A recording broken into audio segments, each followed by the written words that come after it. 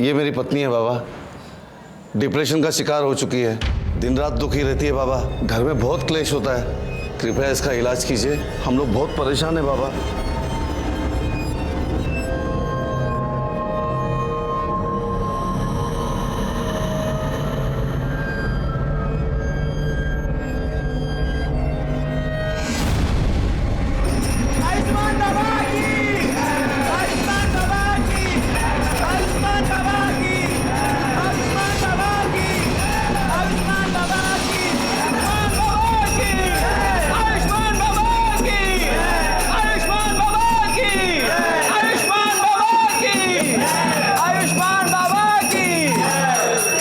जा ले जा अपनी पत्नी को घर, शीघ्र ही वह ठीक हो जाएगी। बाबा की जय हो, बाबा की जय हो। आओ भक्तों, बाबा का आशीर्वाद ले लो।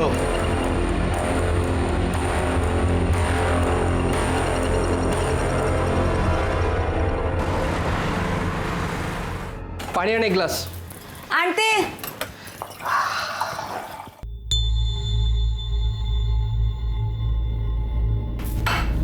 ये ले, घर खर्च के लिए। अब देख क्या रही है, पगार हुआ है आज। मुझे नहीं चाहिए तेरे पाप की कमाई।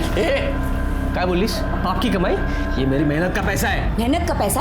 हाँ, ये मेहनत का पैसा है तेरा या तेरे उस ढोंगी कमीने बाबा की पाप की कमाई है? ए बाबा को कुछ मत बोला, देख दांत तोड़ दूंगा मैं तेरे। तू भूल गया उसका क्या किया था? वो बाबा जो भक्ति के नाम पे दूसरी औरतों की चुम्मा चाटी करता है। देख, मुझे तेरा नहीं पता, पर मुझे बहुत शर्म आती है इस पाप की कमाई खाने में। चल तेरी तो मैं।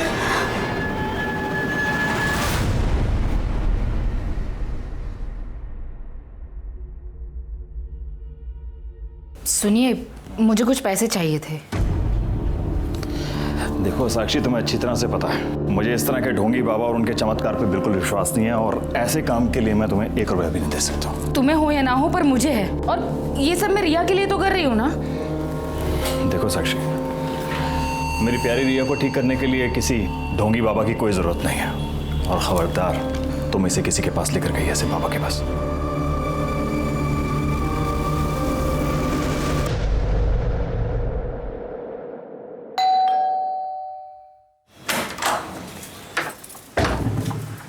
काजल, थोड़ी सी शक्कर मिलेगी? वाटी अनलेस? हाँ, वाटी।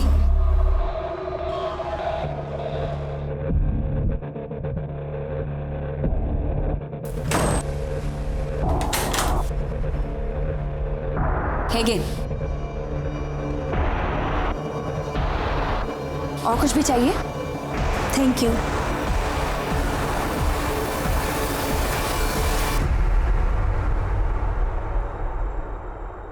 ठीक किया जो तुम इसे मेरे पास उपचार के लिए ले आई। बाबा, मेरी रिया चल तो सकेगी ना? अवश्य।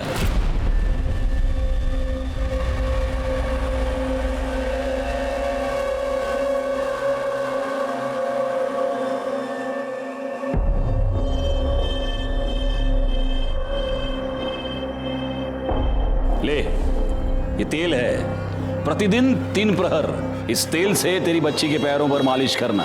भगवान की कृपा रही, ये बच्ची चलने तो क्या, दौड़ने लगेगी। सच बाबा?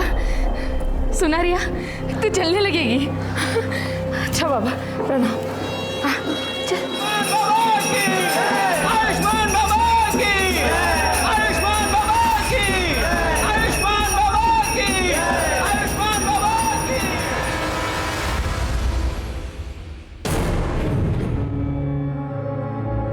रिया बेटा, बेटा क्या हुआ? बाप रे, क्या हो गया है लोगों को, इतने घटिया लोग भरे पड़े हैं ना के केस आ रहे हैं। अब 60 साल के बुढ़े ने एक 20 साल की लड़की कर दी, बताओ। रिया, रिया बेटा, रिया बेटा क्या हुआ? क्या हुआ बेटा? रो क्यों रहो? क्या हुआ? ओ बेटा मुझे बताओ। अरे किसने कुछ कहा क्या? मुझे बताओ ना, क्या हुआ? अरे भाई ये रो क्यों रही है? क्या हुआ इसे? क्या हुआ बेटा? बेटा मुझे बताओ क्या हुआ?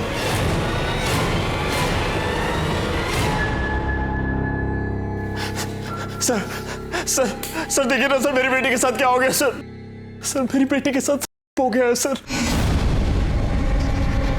आप प्लीज बैठिए और मुझे शांति से बताइए कि एग्जैक्टली क्या है। सर मेरे मना करने के बाद भी ना मेरी बीवी साक्षी सर मेरी बेटी को ना उस ढोंगी बाबा के पास लेके जाती थी सर 6 महीने से। सर मैंने इसे मना भी किया था लेकिन सर इसने मेरी एक बात नहीं सुनी सर। मैंने इसको बोला भी था सर। अरे एक मिनट ये सब यहाँ नहीं चलेगा, ये पुलिस स्टेशन है। आप बैठिए प्लीज। मैडम आप बताइए क्या हुआ। सर रिया के पैर बहुत कमजोर है, सब कुछ करके देखे लेकिन कोई फर्क नहीं पड़ रहा था। तब मैंने बाबा के बारे में सुना, मैं रिया को उनके पास लेकर गई। बाबा ने इसकी नब्ज देखी और कहा कि ये ठीक हो सकती है। बाबा ने मुझे एक तेल दिया और कहा कि मैं उससे रिया के पैरों की मालिश करूं, लेकिन उससे भी कोई फर्क नहीं पड़ रहा था। मैंने बाबा को बताया तो उन्होंने कहा कि शायद मैं ठीक से मालिश नहीं कर रही हूँ, मैं रिया को उनके पास लेकर जाऊँ, वो मुझे सही तरीका बताएंगे। पहले तो मैं डर गई कि कोई अनजान आदमी मेरी बेटी के पैरों को हाथ लगाएगा। मेनका। जी बाबा। मेरी आंखों पर पट्टी बांधो।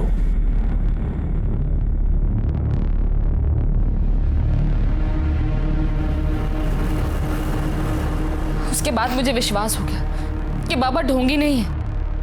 लेकिन फिर 3 महीने पहले बाबा वो आज मेरे पास फीस के लिए पैसे नहीं हैं। अरे रे रे रे रे रे रे रे पैसे नहीं है तो कोई बात नहीं, अब पैसा ही सब कुछ थोड़ा ना है, क्यों बाबा, है ना। अब पैसा नहीं है तो उसके बदले कुछ और देना पड़ेगा। अलग चीज मतलब उसके बाद मैं तेल लेने के लिए अकेले आश्रम गई। वहां पर उन्होंने मुझे वेटिंग रूम में बैठने को बोला।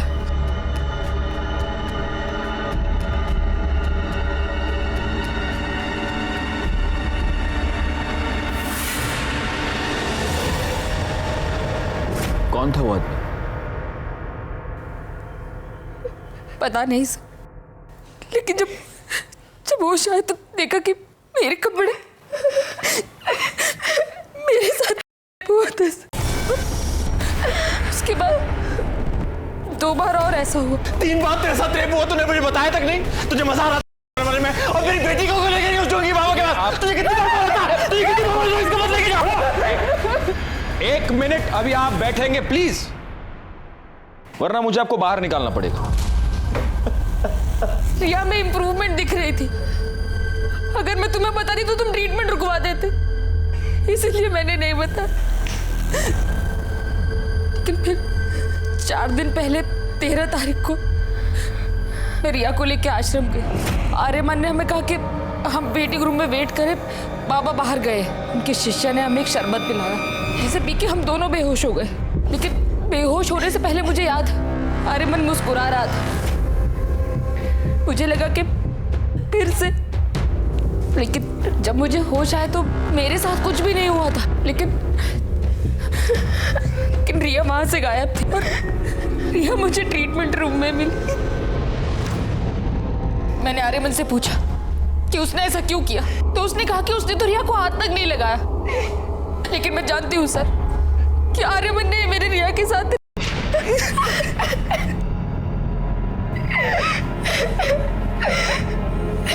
बेटा,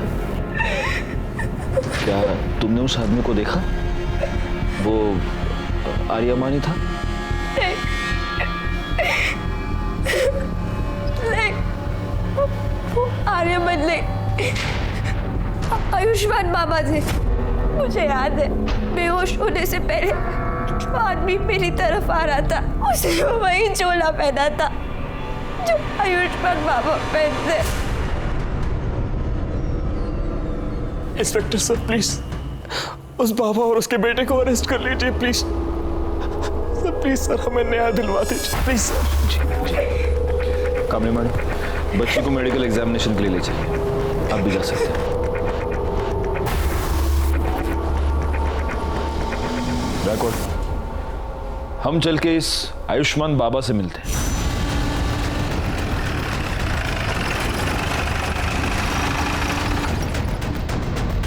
साक्षी हम पर ऐसे आरोप कैसे कर सकती है अपने बाबा के बारे में? देखिए, आपको जो कुछ भी कहना है पुलिस स्टेशन चलकर कहिए। चलिए। साहब 1 मिनट बेटा, ये कोई आम आदमी चलते फिरते आदमी नहीं है, बाबा है आयुष्मान बाबा। और इनके भक्तों को पता चला ना कि आपने इनको ऐसे उंगली भी लगाई है, दंगे भड़क जाएंगे साहब, बता रहा हूँ। दंगे वंगे बाद में, सबसे पहले तो तेरे को उठा के अंदर डाल दूंगा। चल यार ना, चलिए चलिए, मैं कह रहा हूँ कर रही है। ये सत्य नहीं है। सभी भक्तों को वही शरबत ग्रहण के लिए दिया गया था। उनमें से किसी को कोई समस्या नहीं हुई। आप चाहे तो दूसरे भक्तों से पूछ सकते हैं। बाबा 13 तारीख को आश्रम में थे ही नहीं, वो एक भक्त के यहाँ आमंत्रित थे। मैं स्वयं पूरा दिन उनके साथ ही था। हम लोग शाम को आश्रम एक साथ ही लौटे थे। सर मैं तो ज़्यादातर अकाउंट केबिन में ही रहता हूँ, तो बाहर क्या चलता है क्या नहीं चलता मेरे को नहीं मालूम। सच है, भगवान भी इंसान को नहीं पहचान सकता। मैंने साक्षी और उसकी बेटी को बहुत सहायता की थी, फिर भी न जाने क्यों उसने मुझ पर ऐसे घृणित आरोप क्यों लगाए। लेकिन आपको क्या लगता है बाबा, मतलब क्यों लगाए होंगे उसने ऐसे घृणित आरोप आप पर? एक ही कारण हो सकता है। अच्छा, मेरे उपचार के पैसे देना नहीं चाहती होगी, अन्यथा मदद जो करता है उसे ऐसे प्रत्युत्तर में ऐसे घृणित आरोप कोई नहीं लगाता।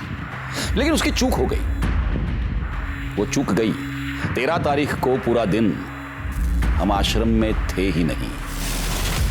सर इसके असिस्टेंट गणेश ने भी यही कहा कि ये लोग शाम को वापस आए थे। क्योंकि यही सत्य है।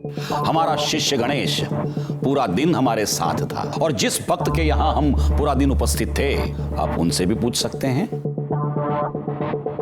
दोनों को आशीर्वाद है मेरे।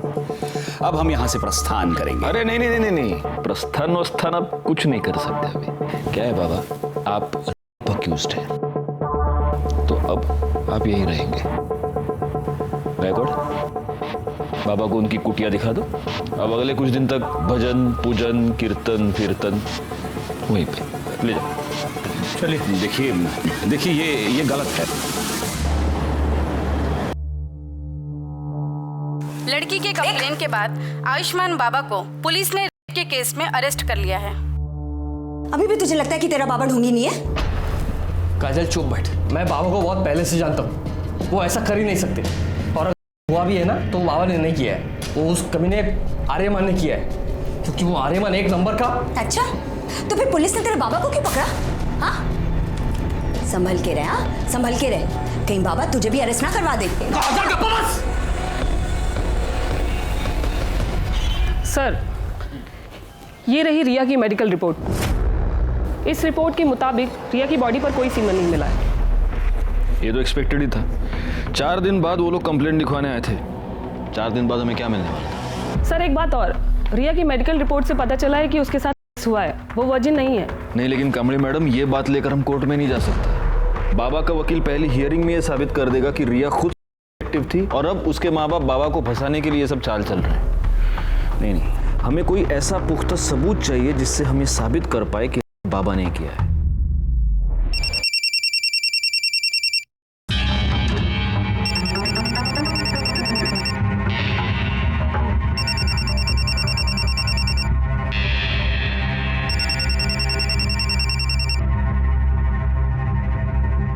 हेलो, तेरी हिम्मत कैसे हुई बाबा के खिलाफ कंप्लेंट लिखवाने की?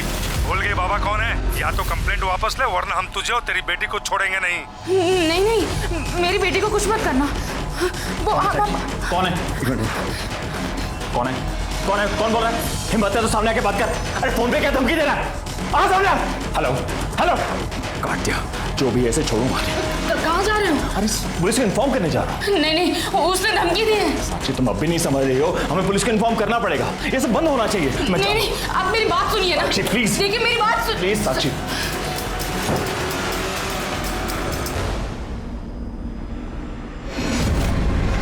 कुत्ते, पहले मेरी बीवी और बेटी के साथ करता है और फिर बाद में धमकी भरे फोन करवाता है। तू सोचता मैं डर जाऊंगा? छोड़ूंगा नहीं तुझे साले। चल रहा है, क्या कर रहे हैं आप? सर देखिए ना सर, मेरी बीवी के फोन पर सर किसी प्राइवेट नंबर से धमकी भरे फोन आ रहे हैं सर। कह रहे कंप्लेंट वापस ले लो, नहीं तो आपकी बेटी और बीवी को। सर कुछ कीजिए सर। एक मिनट। बैकवर्ड, ये नंबर नोट कर लो और ये नंबर ट्रेस करो, पता करो ये नंबर किसका है, कहाँ से आया है। आप प्लीज इनके साथ चलिए, प्लीज। चला कमाल लगा, चला।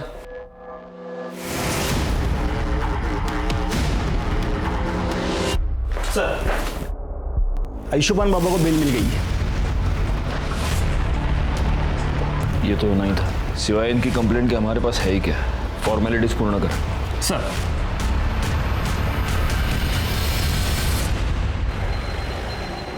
रिया, भाई साहब आपने रिया को कहीं देखा क्या? नहीं। रिया को कहीं देखा क्या? नहीं। वॉचमैन भैया, रिया को कहीं देखा क्या? साक्षी, क्या हुआ? भाभी वो रिया ना नीचे वॉक करने के लिए आई थी। मैंने पूरा कंपाउंड देख लिया, कहीं मिल नहीं रही है। अरे इधर ही किधर होगी ना। क्या हुआ साक्षी? इतना घबराई हो क्यों? रिया कहीं मिल नहीं रही है प्रवीण। रिया? उसने उसे किडनैप कर लिया। उसने कहा था कि वो हम लोगों को नहीं छोड़ेगा और नहीं।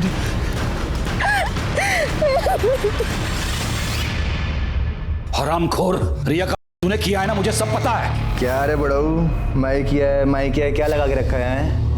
लड़की ने देखा तेरे को, स्टेटमेंट में नाम तेरा, तो मैं कैसे किया है हा? और वैसे भी वो जो तू आशीर्वाद के नाम पे वो जो चोला डाल के जो चुम्मा चाटी करता है, तो ठगी कौन तू? कौन तू? मैं नहीं, समझा?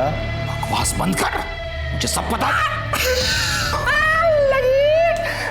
बाबा को मिर्ची लगी रे बाबा को मिर्ची। लेकिन क्या करे, मैं देखा रे तेरे को उस दिन आश्रम आते हुए। झूठ बोल रहा है तू। उस दिन मैं आश्रम में था ही नहीं, मैं तो शाम को लौटा था। ये जो तेरी झूठ की खिचड़ी है ना, ये तो येड़ा गणेश है ना, उसके साथ मिलकर पुलिस से खिला, मेरे को नहीं। मैं देखा तेरे को उस दिन शाम को वापस आते हुए भी, और रिया के साथ कमरे में करते हुए भी। हाँ, तो मेरे साथ ना शानपंती नहीं। चल जा जा जा जा। बाबा वो साक्षी ठाकुर आई है, बहुत शोर मचा रही है और तमाशा भी कर रही है। जल्दी चलिए।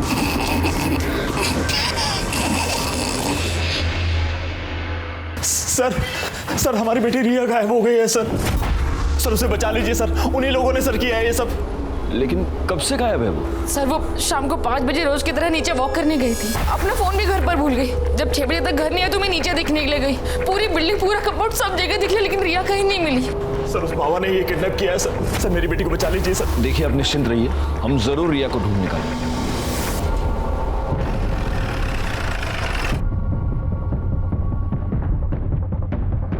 सर बॉडी को सबसे पहले इन औरतों ने देखा। ये सुबह यहाँ कपड़े धोने आई थी तो इन्होंने बॉडी को देखा। फिर तो रिया ठाकुर है। देखिए आसपास जरा चेक कीजिए, कोई क्लू मिलता है क्या? सर ये तो बैसाखी मुझे वहाँ पे मिली। कामी मैडम, सर फॉरेंसिक टीम को बुलाइए और बॉडी को पोस्टमार्टम के लिए भेज दीजिए। Okay sir.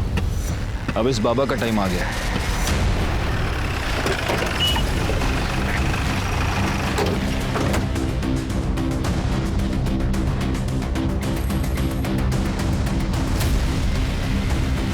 या तो ताला लगा हुआ। सुनिए, ये इस आश्रम को ताला क्यों लगा हुआ है? पता नहीं साहब, हम तो जब सुबह दुकान पे आए तो देखा कि ताला लगा है। बैकवर्ड, एक काम करो, ये बाबा, उसका बेटा, इस आश्रम के लैंडलाइन नंबर्स सब फोन टैप करो और ये पता करो कि इस बाबा की और कहाँ प्रॉपर्टी है, और ज़रा इस बाबा के भी डिटेल्स निकालो। ये ओरिजिनली कौन है, कहाँ से आया है, और ये सारी डिटेल्स मुझे जल्द से जल्द चाहिए। सर पुलिस ने लड़की की पहचान रिया ठाकुर के नाम से की है। ये वही रिया ठाकुर है जिसने आयुष्मान बाबा पर का इल्जाम लगाया था। याद है ना तुम्हें? इसी बाबा ने तुम्हारे सामने मुझे किस किया था। तब तुम ऐसे ही बस मुंह खोलकर उसे देख रहे थे। तुम्हारी इन्हीं हरकतों से ना उसे बढ़ावा मिला और आज देखो उसने एक छोटी सी बच्ची को मार के फेंक दिया। पर तुम आज भी ना बस ऐसे ही खड़े रहना, कुछ मत करना और जा पलापते रहना कि तुम्हारा बाबा इनोसेंट है ना? सर, कल रात को जब ड्यूटी खत्म होने के बाद आप घर चले गए तो एक आदमी ने कॉल किया था।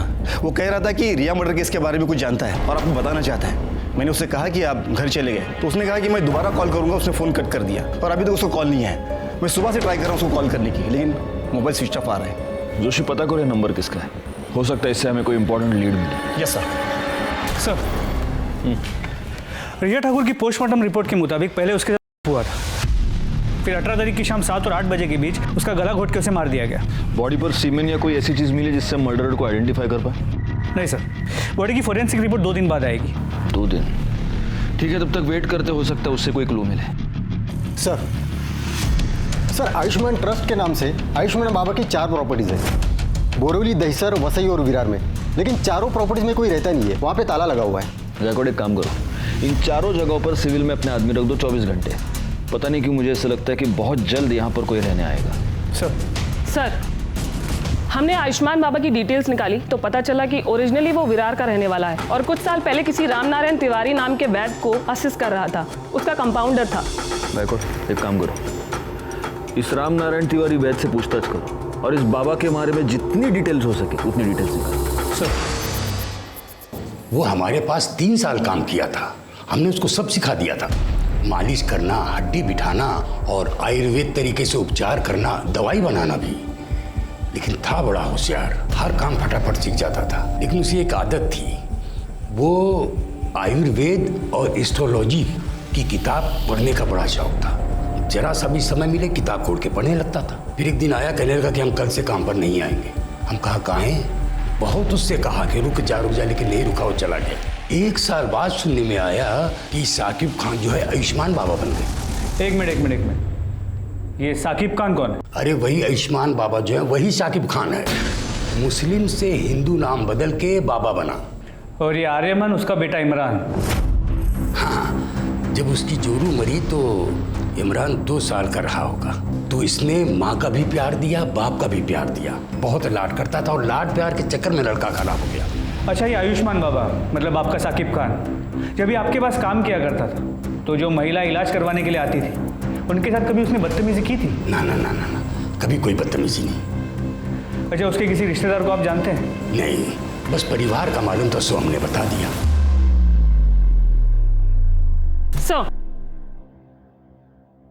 साक्षी ठाकुर को जिस प्राइवेट नंबर से थर्ड कॉल आ रहे हैं वो पिछले 24 घंटे में अलग अलग लोकेशन पर ऑन ऑफ हो रहा है। आपने ट्राई करके देखा? हाँ सर, हमने कई बार ट्राई किया पर हर बार ऑफ बता रहा है। और सर एक बात और, ये नंबर सूरज यादव के नाम पर रजिस्टर्ड है। हमने उसके घर का भी पता किया पर वो एड्रेस भी फेक निकला। आप लगातार ये नंबर ट्राई करते रहिए और उसकी लोकेशन ट्रेस कीजिए। सर, कल रात को जिस नंबर से कॉल आया था वो मोबाइल नंबर किसी निखिल परांजपे के नाम पे रजिस्टर्ड है। निखिल परांजपे? Yes sir. निखिल परांजपे तो आयुष्मान बाबा का अकाउंटेंट है, यानी कि वो हमें कोई इन्फॉर्मेशन देना चाहता है। हम यहाँ बैठे बैठे उसके फ़ोन का वेट नहीं कर सकते। कामड़ी मैडम, एक काम कीजिए, आप फौरन जाके निखिल परांजपे के बारे में पता कीजिए। Yes sir.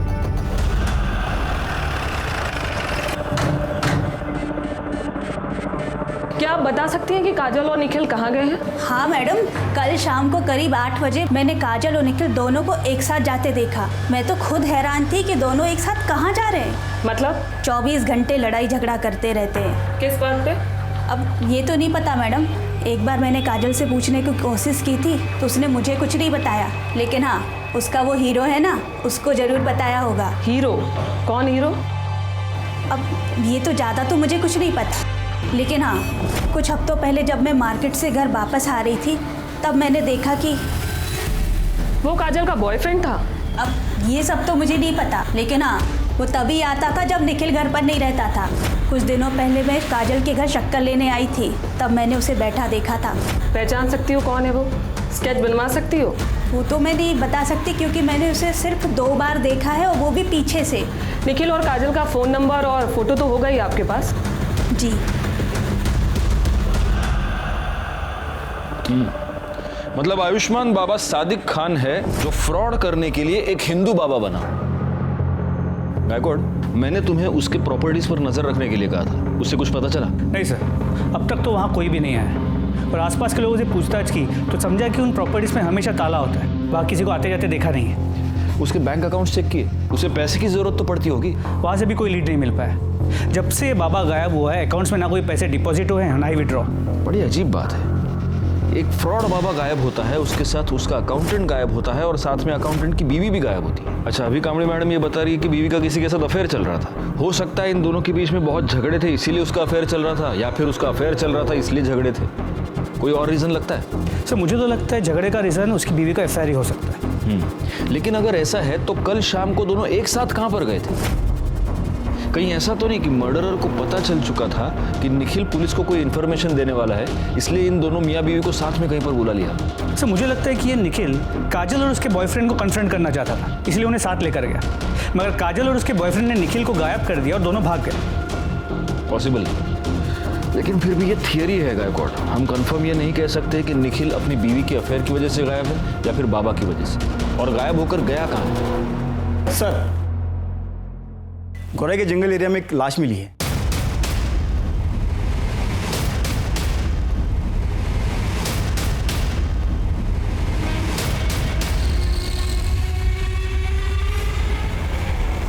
सर ये बॉडी तो काजल परांजपे की है। व्हाट? Yes sir.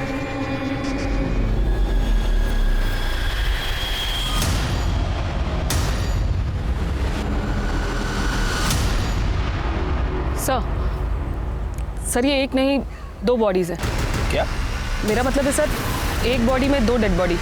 क्या बात कर रही हैं आप कामनी मैडम?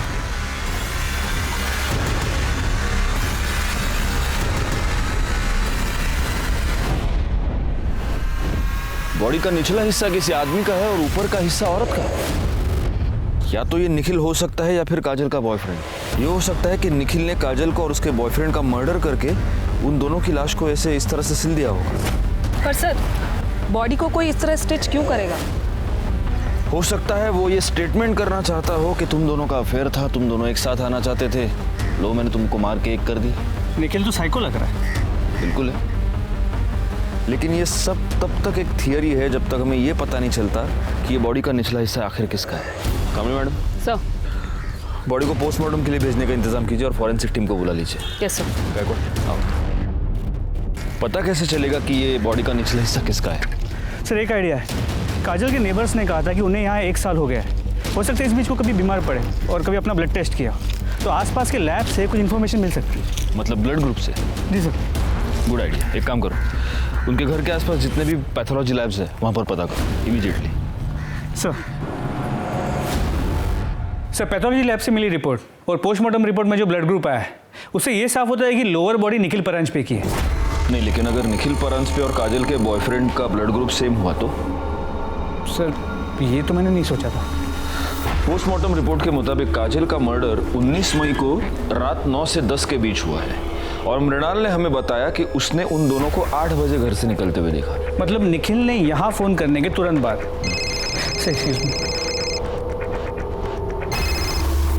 हेलो, ठीक है सर। गोरे के डंपिंग ग्राउंड के पास 2 आधी कटी हुई डेड बॉडीज मिली।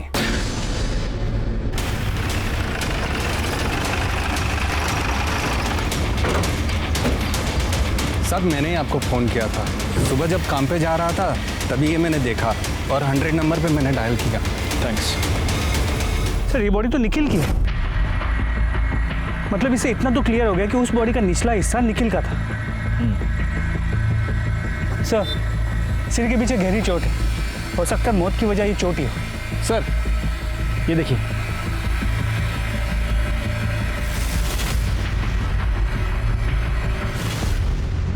गायकवाड़ अपनी फॉरेंसिक टीम को बुलाओ और उनसे कहना कि इस बार मुझे रिपोर्ट जल्द से जल्द चाहिए। सर।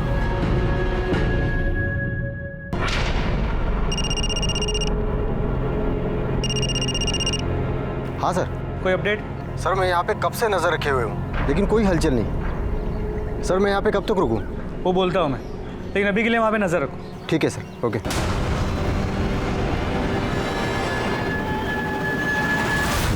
हे शिंदे ना येऊ दे. गायकवाड आयुष्मान बाबांनी त्याच्या मुलाबद्दल काय कळलं का? नहीं सर, पण लवकरच समजेल। और सर ये निखिल की पोस्टमार्टम रिपोर्ट, इसके मुताबिक उसकी मौत 19 मई की रात 9 और 10 के बीच हुई है और मौत की वजह सर पे रॉड जैसी किसी चीज से वार किया जाना है। इसका मतलब सिर्फ घर से निकलते वक्त ही नहीं बल्कि मर्डर के वक्त भी ये दोनों मियाँ बीवी एक दूसरे के साथ ही थे। गायकवाड एक काम करो, हमें जहाँ पर ये दोनों सिली हुई बॉडीज मिली पता करो कि मर्डर के टाइम पे वहाँ आसपास कितने मोबाइल नंबर एक्टिव थे और उन नंबर्स को बाबा, उसके बेटे और बाकी के असिस्टेंट के नंबर के साथ मैच करके देखो। सर ये रहे काजल के कॉल रिकॉर्ड्स। इस कॉल रिकॉर्ड के मुताबिक काजल के कॉल्स की ड्यूरेशन 1 से 1.5 मिनट थी सिवाय एक नंबर को छोड़ के। खोपली में एक नंबर है, 3 हफ्ते पहले काजल ने उस पर 20 मिनट तक बात की थी। किसका नंबर है? काजल की माँ मुक्ता।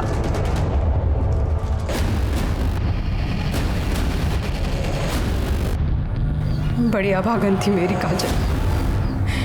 तिच्या नशिबात सुखच नव्हतं. हम जब पालघर के पास नांदोर गांव में रहते थे तब काजल दूसरे बिरादरी के लड़के के साथ भाग गई. पूरे गांव ने हमें बेदखल कर दिया. हम लोग दर दर भटकने लगे, कभी यहाँ गावात कभी त्या गावात. अभी 1 महीना पहले नवीन को यहाँ काम मिला. 3 हफ्ते पहले आपकी काजल से बात हुई थी? हो सर, 1 महीने पहले की बात है सर. मेरी जानने वाली को मुंबई में काजल बाजार में टकरा गई. उसने मुझे फोन किया, काजल ठीक है, और उसने काजल का नंबर दिया. मैंने सोचा मैं उससे बात नहीं करूंगी, पर क्या करूं, माँ हूं ना. मैंने उसे फोन किया, बड़ी खुश लग रही थी वो फोन पर. उसने कहा कि वो मुझसे मिलने आने वाली है, पर नहीं, वो नहीं आई. उस निखिल के घर वालों ने मारा है साहब मेरी ताई को. साहब हमारी ताई उसे कभी पसंद नहीं थी. हम लोग अलग बिरादरी के हैं ना, इसीलिए. वैसे 19 तारीख को तुम कहाँ थे? मैं काम पे था साहब. विठल और मैं साथ में ही काम पे जाते. विठल कौन? हमारा पड़ोसी, इधर बाजूला रहा था. निखिल की फैमिली का नांदौर का एड्रेस है आपके पास? ठीक है सर, विठल ने कंफर्म किया है. 19 मई को नवीन उसके साथ सुबह से शाम तक गोडाउन में ही था. एक काम करते, निखिल के घर चलकर पता करते कि इस नवीन की बात में कितनी सच्चाई है. मैंने कितनी बार निखिल को समझाया था कि काजल तेरे लिए ठीक नहीं है, फिर भी उसने मेरी एक बात नहीं मानी. इसलिए तुमने उन दोनों का पता लगाया, उनका मर्डर किया और अपना बदला पूरा किया. क्या बात कर रहे हो साहब? मैंने खुद उन दोनों की शादी करवाई थी. बिरादरी में रहने के लिए नाटक किया था कि वो दोनों गांव से भाग गए. दरअसल मुझे पहले से ही पता था कि वो दोनों मुंबई में कहाँ रहते हैं, क्योंकि वो घर मैंने ही भाड़े पे लेके दिया था उन्हें. हर दूसरे दिन मेरी निखिल से बात होती थी. फिर मैं अपने बेटे और बहू को क्यों मारूंगा? फिर एक बार हम डेड एंड पर आकर पहुंच चुके थे.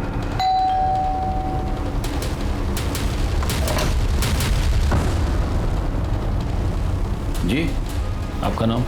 माजिद खान. सादिक खान को जानते हैं? हाँ, वो हमारे फूफी के लड़के हैं, हमारे बड़े भाईजान हैं. बड़े ताज्जुब की बात है माजिद साहब, आपकी आवाज़ आपके फूफी के लड़के से बहुत मिलती जुलती है. देखिए, आप हमें खामखा परेशान कर रहे हैं. हमारे बड़े भाईजान का उन्होंने जो किया है उससे हमारा कोई वास्ता नहीं है. गायकवाड़,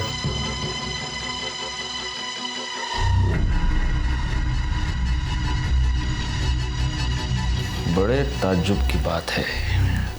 सिर्फ आवाज़ ही नहीं, आपके हाथ पर चोट का निशान भी आपके फूफी के लड़के से मिलता जुलता है. सुनिए, मेरी बात सुनिए. आयुष्मान बाबा, अब तेरे आशीर्वाद देने के दिन खत्म हो गए.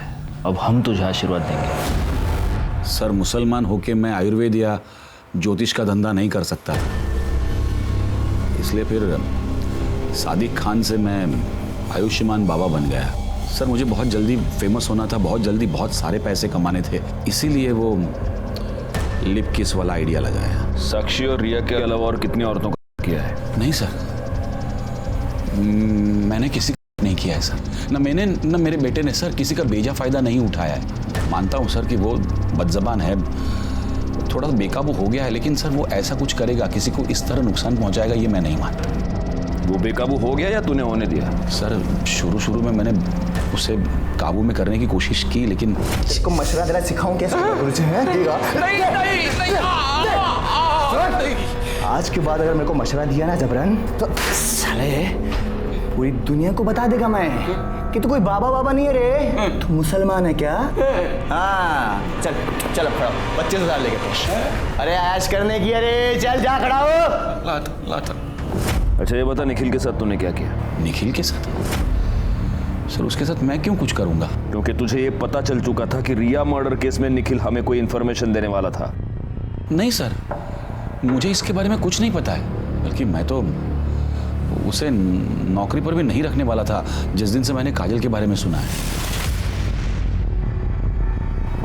मतलब सर, वो काजल को भगाकर शादी करके मेरे पास आया था मुंबई. काजल को मेरे पास इसलिए लाया था कि ताकि मैं उसको आशीर्वाद दूँ, और फिर मेरे पास नौकरी मांगने लगा, और उस वक्त मेरे पास एक अकाउंटेंट की जॉब खाली थी, तो मैंने कहा था उसे कि मैं उसे नौकरी दूंगा. तो ठीक है, कल से तुम यहाँ नौकरी पे आ जाना.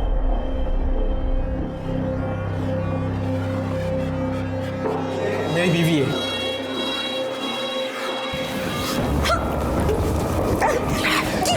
आर्यमन, ये क्या बदतमीजी है? ये क्या कर रहे हो तुम? क्यों चिल्ला रहा है? आशीर्वाद तो दिया है जैसे तू देता है। निखिल, रिया और काजल तीनों का मर्डर हुआ है। बता, इसमें से कौन सा खून तूने किया, कौन सा तेरे बेटे ने किया, या दोनों ने मिलके किए तीनों खून? नहीं सर, हमने किसी का खून नहीं किया, सच कह रहा हूँ सर। अगर मर्डर नहीं किया तो भाग क्यों गया था? रिया के बारे में सुन के डर गए थे हम लोग। बेटा कहाँ है तेरा? कहाँ छुपा के रखा है उसको? जिस दिन से आश्रम से भागा उस दिन से वो गायब है सर। गायकवाड़, इसका डीएनए टेस्टिंग कराओ। रिया के नाखून में जो स्किन का फ्रैगमेंट मिला उससे मैच करके देखो। आयुष्मान बाबा आखिर तक यही कहता रहा कि वो निर्दोष है।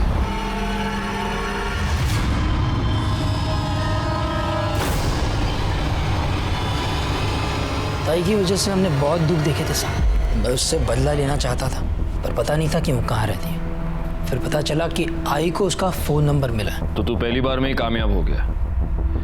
तूने काजल को फोन करके गोराई बुलाया और वहां पे तूने उसको मार दिया। नहीं साहब, पहले मैं उसके घर गया था उसको मारने के लिए, लेकिन तब उसकी पड़ोसी ने मुझे देख लिया और दूसरी बार अखबार वाला पैसे लेने आया था। तो वो तू था जिसको मृणाल ने देखा था? मैंने सोचा कि ताई को किसी ऐसी जगह ले जाके मारना होगा जहां मुझे कोई देख नहीं पाए। हाँ बोलो नवीन। वो कुछ काम से मैं मुंबई आया था, तो आपसे कुछ जरूरी बात करनी है, मिलना था। अरे पर ताई, मैं वो सब आपको मिलके बताता हूँ। आप एक काम कीजिए, आप मुझे गुराई के पास आके मिलिए। अच्छा ठीक है, मैं आती है। क्या हो गया, यहाँ क्यों बुलाया? घर आ जाता ना। छोड़ूंगा नहीं, छोड़ उसे। देखा, मैंने तुझे कहा था इसे सुनसान जगह पे बुला, जरूर कुछ गड़बड़ है। सब उसके बाद मैं घर जाके विट्ठल को मना लिया, ताकि कल को अगर पुलिस पूछे तो उनसे झूठ कहे कि मैं दिन भर उनके साथ था। लेकिन तू अपने मोबाइल को नहीं मना पाया और तेरी मोबाइल लोकेशन ने तुझे फंसा दिया।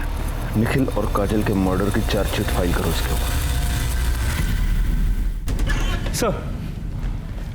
सर, इन्फॉर्मेशन मिली थी कि सूरज यादव, जिसने साक्षी को थ्रेटनिंग कॉल किया था, वो एक प्रोस्टिट्यूट के पास रेगुलरली जाता है। सर, उसी एरिया में भी सूरज का फोन स्विच ऑन हुआ और उसने एक फ़ोन कॉल किया जिसे हमने रिकॉर्ड कर लिया है। सर सुनिए वो क्या कह रहा है।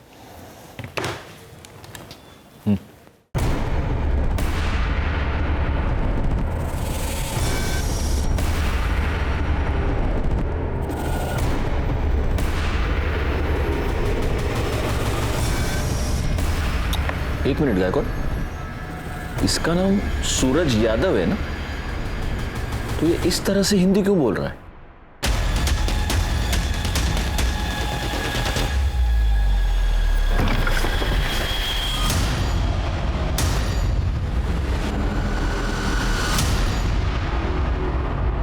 क्या बोला हूं तुझे? आर्यमान, इमरान या फिर सूरज यादव?